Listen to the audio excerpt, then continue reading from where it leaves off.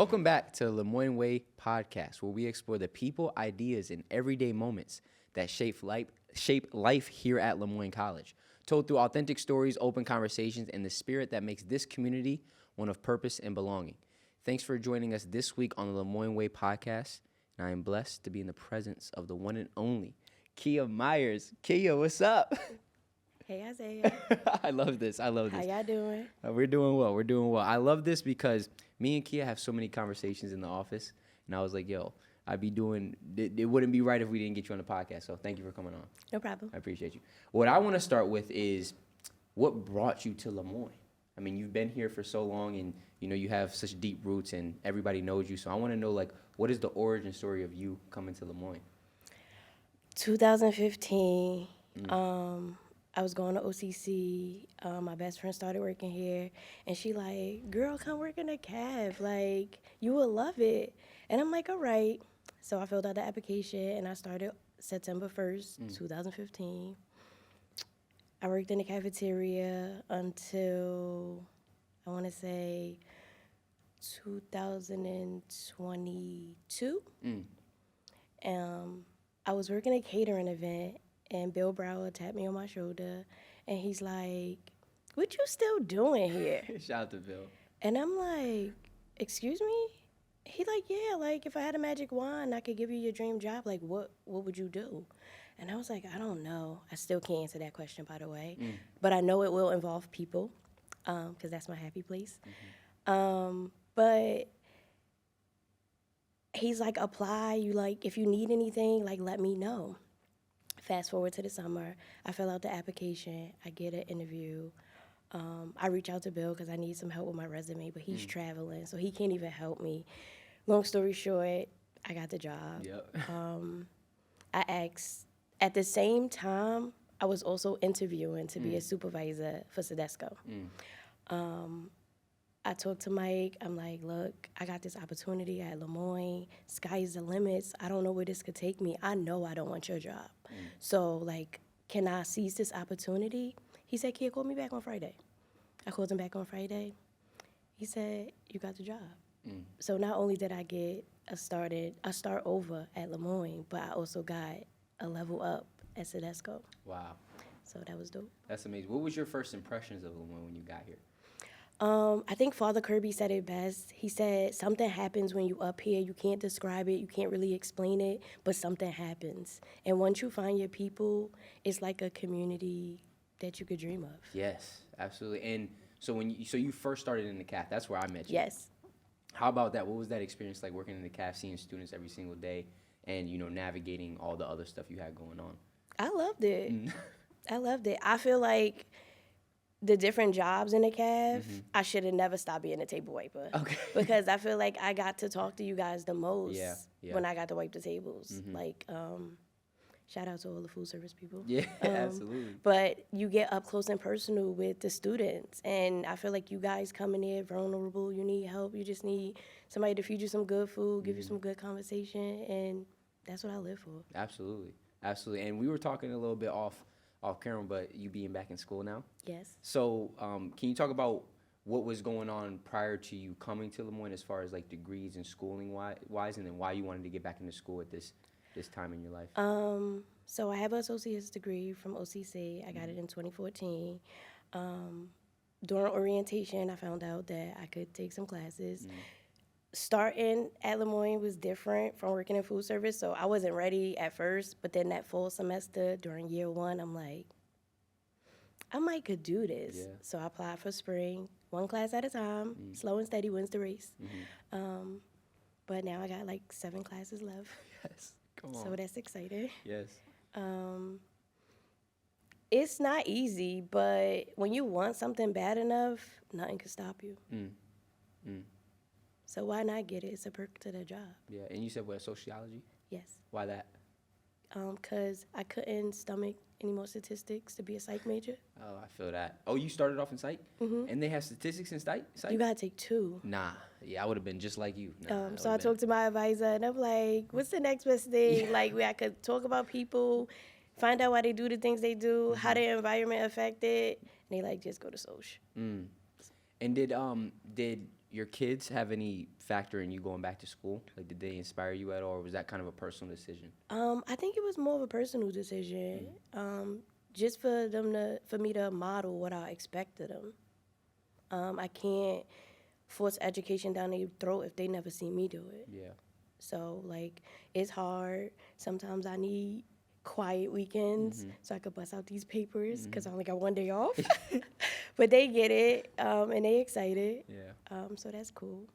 Absolutely. And something that I've realized about you is how you're always willing to go the extra mile for people. You're always willing to, put yourself out there and make sure everybody is taken care of. Is that something that has always kind of stemmed from childhood, or is that when you became a mother and you kind of started to, started to become bigger than you? I think it stemmed from childhood because my mom always was like, go hard or go home. Wow. And she like, if you're not going to do it, like, then don't do it. So I'm always going to give my best at everything I do. Yeah, especially the people that you care about. I see that. I Yes. feel like that is a very, I don't want to say overlooked thing, but it's something that you do. I see every single day you show up with that energy, and I just love it. Love being around you. Yeah, absolutely. You make it easy. We try. How about your experience working in the Grace Center? What has that been like since we first started? It's been busy. But I work with a whole bunch of great people. Just everybody starting off fresh. It definitely helped me come into the new role because we all knew. Like we're all charting uncharted territories. Facts. So it's nice. The support is nice. I'm still learning. It's a learning curve. But I'm up for the challenge. You doing your thing. And when you were with Barb, what were you guys doing? Like, So prior I to worked for being- EDIB at HEOP Ahana. I was the office Got you. coordinator. Okay. So the same thing I'm doing now at the Grace Center, but times 10. Like I feel like at the Grace Center, it's a lot more little details and aspects that I didn't have to worry about. But I do miss being face to face with the students. Yeah. Like I feel like, yes, the students are welcome in the chapel in the Grace Center, but it's not as much foot traffic as we had in the office because we shared the suite with like career advising. So everybody was in and out the suite. Always. Right when we walk in, we see Keya. Right. So I feel a little secluded in the chapel. So every time I get out and see somebody, I'm like, come see me at the chapel. And what was that whole experience like? How did that kind of shape you working with the students, working in that type of environment? I loved it. I feel like everybody need an adopted auntie. A lot of these kids is away from home. They don't want to go back home. So it's nice to have somebody here that they can lean on and depend on to show them and point them in the right direction. Wow. Yeah, that's good. And HEOP, what does that stand for the people that don't know? Higher Education Opportunity Program. Okay, I got you. Good. And how about like seeing the impact that HEOP has had on students? How do you feel like that really helps them? Okay, that was amazing. Like her program is solid. It is. Yes. Yeah. That's Nicole? No, KL. KL? Okay, Yeah, okay. She's director of HEOP Ahana. Dang, okay. Her and Sarah hold it down. Wow, okay. I love that. Yeah, speak more about it. From your experience. I mean, because you were in the office seeing it every day, like how it's I working, mean, the one thing I can say is that 5-week intensive, I should say community building, because yes, it's like academic institute is what they call it, I believe. But I just feel like it's like the baseline of community building. And that was like my favorite part because they get on this campus. A lot of them aren't from the area, so you come to a new place and it's your first community. Like, so I love that. And it was dope. Wow. And you're from New Jersey? I'm from Jersey City, New Jersey. Jersey City, New Jersey. Yes. Shout out to Jersey City, New Jersey. What was it like growing up in Jersey City, and then how was it living in Jersey City versus living in Syracuse? Like, what are the differences? Jersey's very different now, but when I was growing up, it was rough. Crime, drugs. When I moved up here, I was a young mom. I had my kids, and I knew I didn't want to raise them in that environment. So I moved to Syracuse in 2008, and I'm like, something got to give. Like, I don't want my kids to grow up and go through that. Like, the people I graduated, they either went to jail, they was dead, like, young mother like me. So I just knew that wasn't the end. Wow. I wasn't going to stay there. So. And was that like a a personal conviction, something that you like figured out, or was it like you had people in your life telling you got to get out? I think I figured it out. I wanted out. Wow. Yeah, where do you think that stemmed from? Because I feel like that's not, yeah, that's very rare for somebody just to have that thought and then act on it, especially with the position that you were in with having kids so young. I think my parents always let us like go out. Like we had freedom to go out and venture. So as a teenager, I was allowed to go and travel with family members and stuff like that. So I knew that I wanted more than what I had at the time. I didn't know what it was. Yeah. But I was going to fight it. I love that ambition. You knew it was there. And I mean, so if you could speak to yourself when you first got here, what do you think is some advice you would give to that version of you when you first moved to Syracuse? Keep going. It get easier. Because so many times, like, I felt like the odds wasn't in my favor. But I kept going. You kept going. Yes. And now you're here. Yes. Look at us. Yes. I love that. Come on. Come on. This is so good. Yeah, so, and I mean, since coming to Lemoyne, how do you feel like it's helped shape you as a person? You know, how do you feel like you've grown internally, externally, relationship-wise, just mindset-wise? I know the one thing I can say that I got from Lemoyne is being intentional about everything that I do. That's a great word. Wow. So, like, I really take the time with myself and try to be intentional about everything. And that's just something that you picked up from just the environment, or is it somebody that you modeled it after? Did you see somebody like? Well, I work with the great Barb Carper. She's amazing. Yes. Yeah, shout out to Barb. And I definitely watch her and Nicole. And, like, it's easy to model behavior when you got nice people leading you. Absolutely. And when you talk about being intentional, that's not just in work. You mean in all of life. In everything I do. Yeah. Yeah. I love it. Yeah, that's real. Yeah, that's real. Intention is huge. Because before you were kind of just like, not being unintentional, but you just didn't focus on it as much. I think I was in survival mode, Isaiah. Yeah, there we go. Okay, yeah. So I was that just makes going, sense. Yeah. get up, go to work, take care of the kids. Get up, go to work, take care of the kids. The moment I got out of the routine and just like, wait a minute, it's more than just being a robot. Yeah, So. that's deep. And as you know, the amazing Chloe McIntyre, she was on the podcast last week. She's a young mother. For people watching who may be in that situation, what's some advice that you would share with them? You from your could own do experience? anything that you put your mind to. You just gotta do a little work. And like, what about some of the? I mean, I can't speak from experience, but I can imagine like some of the things that are going on in your head when you're so young and you have to juggle, another human life. Like, what is that like emotionally and mentally, and how did you kind of, waver the tidal waves that came? Self-talk. Once you master self-talk, I think that you could encounter anything, because the moment you realize that you in charge of your thoughts and what you thinking and what's going on in your head, like, you got control over that. You don't have to fall victim to the guilt or, oh, I got to do this. Oh, this is so much. You don't have to do that. When you don't think about it like that, it don't show up like that. Wow. And that's something you learn on your own as well? Yes. And so growing up, or throughout your younger life, self-talk was something that you struggled with?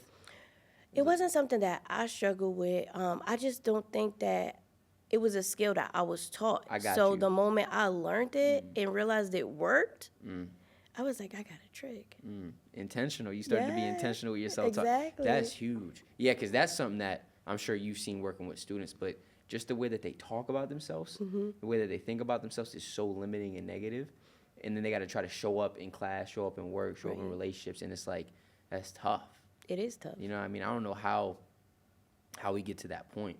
Where do you think that stems from, especially for young women with, like, the expectations of what they need to be and all the stuff that they have going on? Like, where do you think that stuff stems from, and how? It could be different things. It could be pressure from family, community, you feeling insecure inside in yourself. So it could come from multiple places. Yeah, and how important do you think support is during those times? I mean, like you had in HEOP in that office and stuff. Support is very important. I think one of the hardest things to do on this campus, I feel like, is find your people. But once you find them, it's some amazing people on this campus. Absolutely, it is. Absolutely. And looking back from when you started at Lemoyne to where you are now, what are some things that you feel like you've let go of? What are some perspectives that you feel like you've gained? And just some things that you're able to reflect on, like, man, like, I really have grown in that area. The one thing I've really been working on, Isaiah, is finding out. So when things bother me, like something somebody does or something somebody says really bother me, I've been asking myself, why does that bother you so much? Wow. And when I really identify some of the things, I feel like it makes it so easy to just let feelings pass because a lot of things ain't personal. You hit him. So I was in a separate conversation outside of the Moyne Way Podcast. I was talking to a doctor, Dr. Koschel, and he said scientifically, when you feel an emotion, from that point, 90 seconds after your brain is already trying to let it go. The only reason it keeps going is because we attach ourselves to it. So what you just said is so profound because it's like you're asking yourself, why is this thing triggering me or making me feel that type of way? And then when you get to the root of it and you're like, oh, that's not really about me. It's not something I should take personal. You're able to let it go. And it just goes, right? Rather than attaching ourselves to it and now it's ruining our whole day. That's Exactly. big. And that's just something that you kind of just learned through asking questions and like sitting with yourself, like what? Yes, sitting with myself and wondering why I was thinking about work so much at home. Oh, that's deep. So, like, I have very firm boundaries. I'm on this campus 6 days out the week, so my 7th day is for me. But I was bringing work home and emotional work. So I'm like, why am I carrying all of this? Wow. So everything that happened, I mean, little encounters, interactions, if it bothered me a little bit too much or I overthought about it, why are you asking yourself this? Why is this bothering you? What about this is making you feel this way? And like you said, it just go. Yeah, what gave you the courage to even start leaning into those parts of yourself? Because I feel like those are very vulnerable and deep parts that you're willing to sit with. Like, what gave you the courage to do that? Because I feel like most people's reaction to that is running the opposite direction.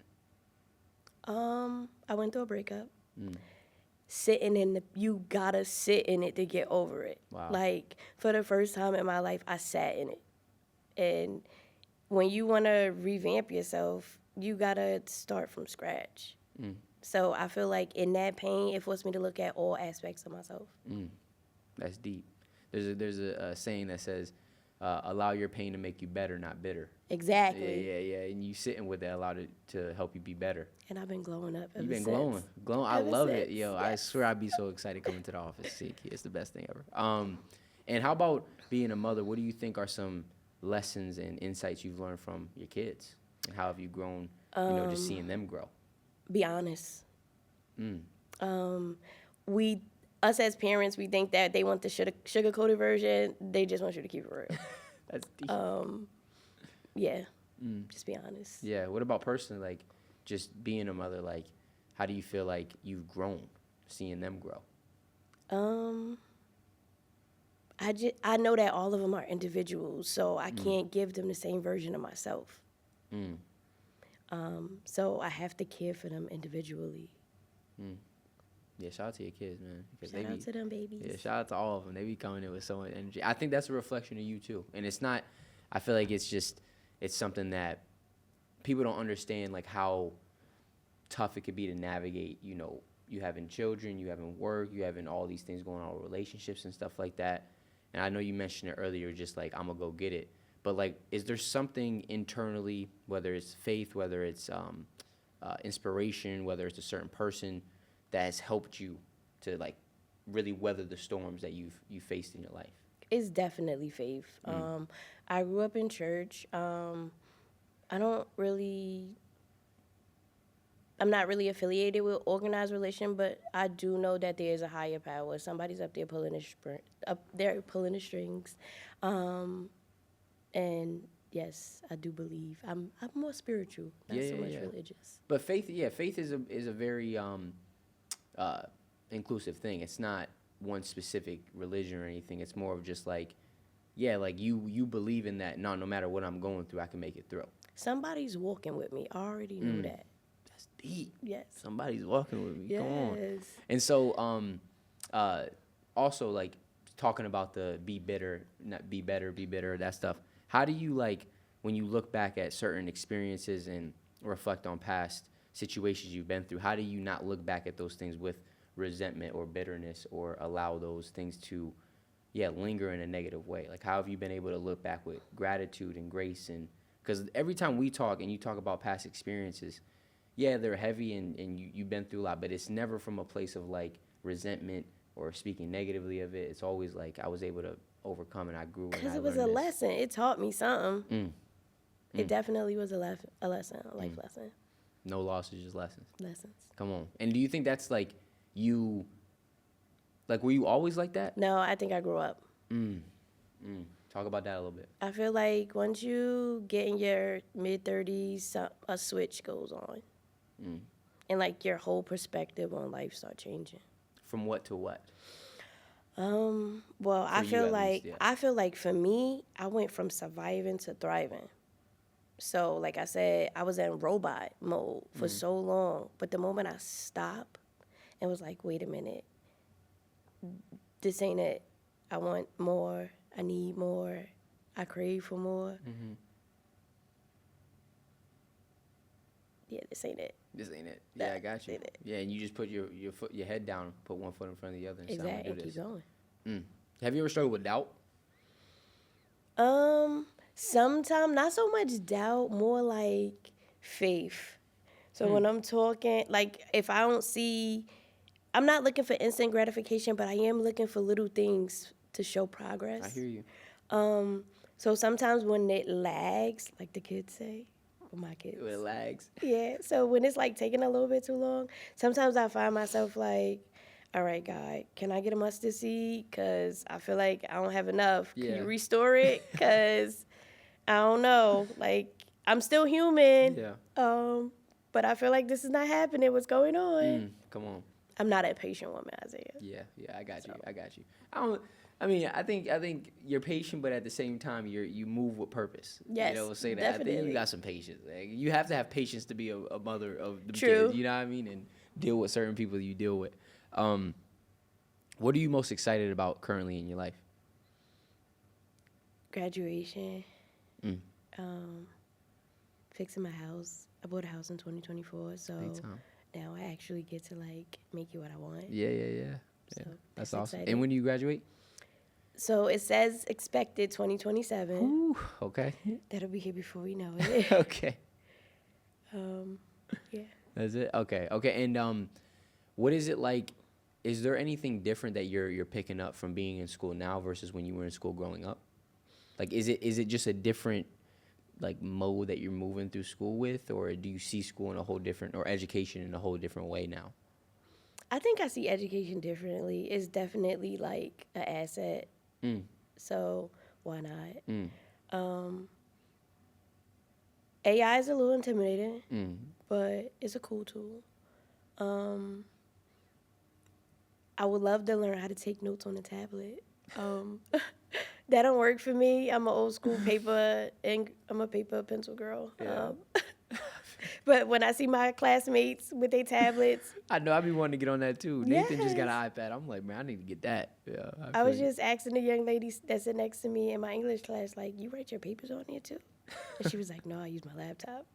But it was so cool because she was sitting there taking notes and like writing on a tablet like you write on a pen and paper. But I don't know, I just like my notebook. I feel you. No, I was just thinking about that the other day too, because it's even different from typing. Yeah. You know, writing on your notebook, it's just something about it. It's a nostalgic feeling that I gotta get back Yes, to. it is. But I do want to switch over to writing on the iPad because it's just you can keep everything in one. You don't gotta keep getting new notebooks and nothing like that. Right. You know, so I'm like, I don't know. Has school been challenging? Yes. It has. In what ways? Well, I'm a young lady, but I'm not as young as the ladies in my class. When the teachers make certain references, I'm the only person that get it. Wow. Yeah, no, I didn't even think of that. I was thinking, like the schoolwork and stuff. That's a really deep perspective. My English teacher said something about a newspaper, and I looked around. They didn't know what she was talking about. And the only thing I could do was laugh to myself because I knew exactly what she was talking about, but they didn't get it. Right. And I mean, I guess before we end, I want to speak on that. Like, was there any like stigma of you going back to school late? Like, or did you feel any like stigma from just external world or anything going on? Like, hey, I'm going back to school, and later in my life. No. Nah, you were just like, I'm gonna embrace it. I think it's internal. When I go through whatever I'm going through, it's internal. The students in the class ain't looking at me like, oh my God, this mom is in the class with us. Like, Right. They ain't looking at me like that. Yeah. It's more of me. But I don't think anybody cares. Like, we all trying to get what we trying to get. So true. Yeah, nobody cares. No. And speak real quick. Speak to those people who are specifically mothers who are contemplating going back to school. What is some advice that you would give from the process of you thinking about it and then acting on it and now being in it? What's some Be like advice? Nike, just do it. Because if you think too long, you could talk yourself out of it. What is that? Analysis paralysis? I guess What that's call what you would call it. where you overanalyze and you become paralyzed and you don't move. Right. Yeah. I don't know. I just feel like I said, self-talk, I'm a firm believer that is very strong. That's good. So, yeah, no. I think you should just do it. Stop thinking about it. You could think about who gonna watch the baby once you get your schedule. Just go fill out the application, get into the school, get your classes first, and then you can work that out later. It's good. There's I like so that. many resources available that people don't even know about. But just sign up, and then you can find those resources afterwards. There's people out there to help you. That's good. The resources, the clarity, all that comes along the way. Yes. But you just got to start. Yes. It's great advice. It's great advice. Okay. So that is going to do it for the main portion of the podcast. We're going to get into the quick fire round now. You ready? No, but okay. Okay, you got this. I already know some of the answers to these because I've spent so much time with you. But, okay, Keya, these are your quick fire round questions. Short, authentic answers, no overthinking, just quick. The first is coffee or tea? Coffee. Knew that. Morning person or night owl? Morning person. Favorite food spot in or around Syracuse? China House Okay. I've never tried that. Is it good? on the west side. Okay, Yes. bet. If you can learn any skill instantly, what would it be? Anything in the world? AI. Okay. All right. I like that. What's one thing most people don't know about you? I got 5 kids. Okay. Who is your dream dinner guest? Anyone dead or alive? Ooh.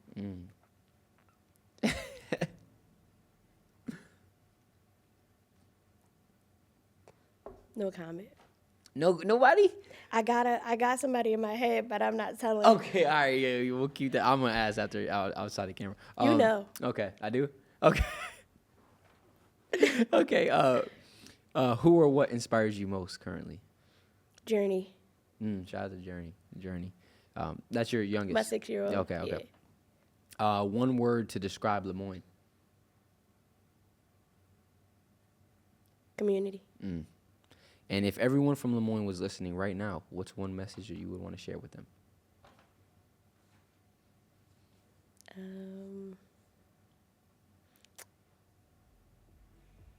I love y'all. Oh, that's so sweet. And I love y'all as well. And that is going to be it for today. We want to give a huge thanks to LCTV for making this podcast possible here in this beautiful studio space, to the Carroll College of Arts and Sciences, to the Grace Center for making this possible as well, and to Put God First, whose support also helps to make this podcast run each and every week. Don't forget to follow and subscribe to the Grace Center and LCTV in the links below so you never miss an episode. We will catch you guys next week. Yo.